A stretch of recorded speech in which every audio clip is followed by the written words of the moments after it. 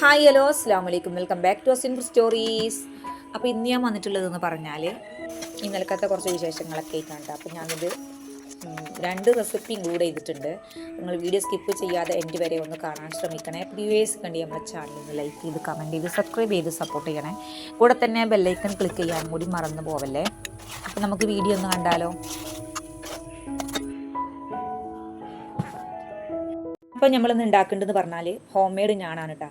അപ്പോൾ ഞാൻ ഇതിലേക്ക് ഈസ്റ്റോ ബേക്കിംഗ് സോഡ ബേക്കിംഗ് പൗഡർ ഒന്നും ചേർത്ത് കൊടുക്കുന്നില്ല. നിങ്ങൾക്ക് നല്ല കുബൂസ് പോലെ നല്ല പൊങ്ങി നല്ല സോഫ്റ്റ് ആയിട്ടുള്ള ഞാണ് വേണമെങ്കിൽ നിങ്ങൾക്ക് ഇതിലേക്ക് ഈസ്റ്റോ ബേക്കിംഗ് സോഡയോ ചേർത്ത് കൊടുക്കാം. ഞാനിപ്പോൾ അതൊന്നും ചേർത്ത് കൊടുക്കണില്ല കേട്ടോ. ഞാൻ 2 കപ്പ് മൈദ എടുത്തിട്ടുണ്ട്. ഞാനിത് ലൂസ് മൈദ അല്ല പാക്കറ്റ് മൈദ എന്നിട്ട് ഉപയോഗിച്ചിട്ടുള്ളത്. അതാണ് ഒന്നും കൂടെ നല്ലത്.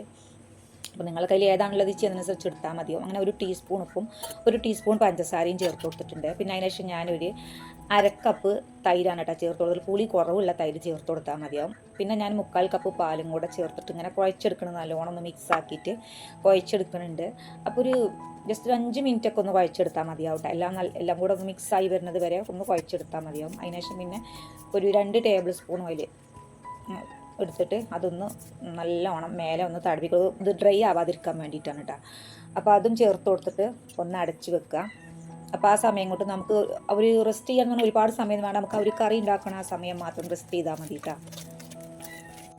അപ്പോൾ അതൊന്ന് അടച്ച് വെച്ചിട്ട് ഇനി നമുക്ക് ബാക്കിയുള്ള കാര്യങ്ങൾ നോക്കാം.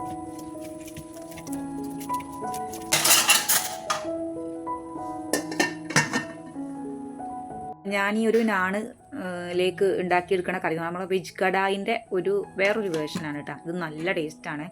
ഇത് ചപ്പാത്തി, പൊറോട്ട, അതുപോലെ തന്നെ പുട്ട്, അപ്പം എല്ലാത്തിനും നല്ല ബെസ്റ്റാണ് കഴിക്കാൻ വേണ്ടിയിട്ട്.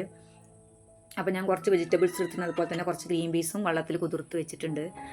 അപ്പോൾ ഞാൻ ഇതിൽ റെസിപ്പി ആയിട്ട് 2 റെസിപ്പി ചെയ്യണമെന്ന് വിചാരിച്ചിരുന്നു. പക്ഷേ ഒരുപാട് ലെങ്തി ആവും വീഡിയോ. അപ്പോൾ അതുകൊണ്ട് ഞാൻ ഈ വെജ് കടായി വേറൊരു വീഡിയോ ആയിട്ട് ചെയ്യാം.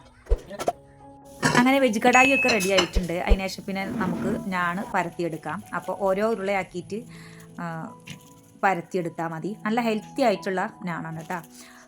നമുക്ക് ഇഷ്ടത്തിനനുസരിച്ച് പരത്തിയെടുക്കാം. ബട്ടർ ചേർത്തിട്ടാണെങ്കിൽ ബട്ടർ നാണാക്കി കഴിക്കാൻ പറ്റും. അപ്പോൾ പരത്തിയെടുക്കുമ്പോൾ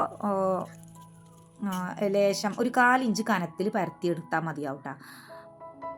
ഒന്നല്ലെങ്കിൽ കൗണ്ടർ ടോപ്പിലോ അല്ലെങ്കിൽ കൗണ്ടർ ടോപ്പിൽ എണ്ണ തടവിയിട്ട് അങ്ങനെയും പരത്തി, അല്ലെങ്കിൽ ലേശം മൈദ വിതറിയിട്ട് അങ്ങനെയും പരത്തിയെടുക്കാം കേട്ടോ.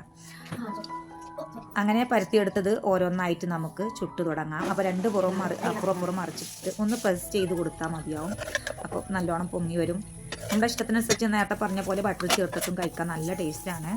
അങ്ങനെ ഇതാ നമ്മുടെ ബട്ടർ നാണൊക്കെ ഇവിടെ റെഡി ആയിട്ടുണ്ട്. സെർവ് ചെയ്യാൻ പാകമായി. അപ്പോൾ നിങ്ങൾ ട്രൈ ചെയ്ത് നോക്കിയിട്ട് ഫീഡ്ബാക്ക് അറിയിക്കുക. വീഡിയോ ഇഷ്ടപ്പെട്ടാലും ഇല്ലെങ്കിലും ലൈക്ക് ചെയ്യാനും കമൻറ്റ് ചെയ്യാനും സബ്സ്ക്രൈബ് ചെയ്യാനും ഒന്നും മറക്കല്ലേ. അടുത്ത നല്ലൊരു ഇൻഷാ അല്ലാഹ് നമുക്ക് വീണ്ടും കാണാം. Thank you for watching. അസ്സലാമു അലൈക്കും.